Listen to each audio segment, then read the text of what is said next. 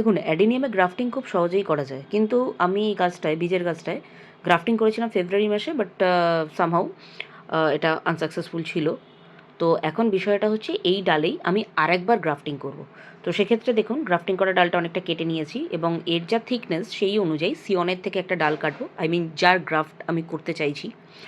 তো যা আননেসেসারি যা বড় বড় পাতা আছে সেগুলো ছেঁটে ফেলে দেবো, যাতে গ্রাফটিংটা খুব সহজে ধরে যেতে পারে। এবার একটা খুব শার্প ব্লেড দিয়ে একটা শার্প কাট ভি করব, ঠিক আছে, সিওনের উপর একটা ভি করব এবং সেই পরিমাণে কাট দিয়ে আমি একটা রিভার্স ভি করব রুট স্টকের উপর। ভালো করে দেখুন যাতে একজন অন্যজনের সাথে খাপে খাপে আটকে যেতে পারে। এমতো অবস্থায় এই কাটিংটা যতটা স্মুথ হবে, গ্রাফটিং ধরে যাওয়ার চান্স সব থেকে বেশি থাকবে। এবার একটা নর্মাল পলিথিন, আপনাদের কাছে গ্রাফটিং টেপ থাকলে সেই গ্রাফটিং টেপও ইউজ করতে পারেন, আমি নর্মাল পলিথিন ইউজ করি। ভালো করে বেঁধে দিলাম জায়গাটা। এরপর একটা গোটা পলিথিন দিয়ে পুরো বিষয়টাকে আমি ঢেকে দেবো, যাতে এই এনভায়রনমেন্টের সাথে পাশের বা বাইরের এনভায়রনমেন্ট আলাদা থাকে, কারণ এর ভিতরে ময়েশ্চারটা লক করতে হবে আমায়।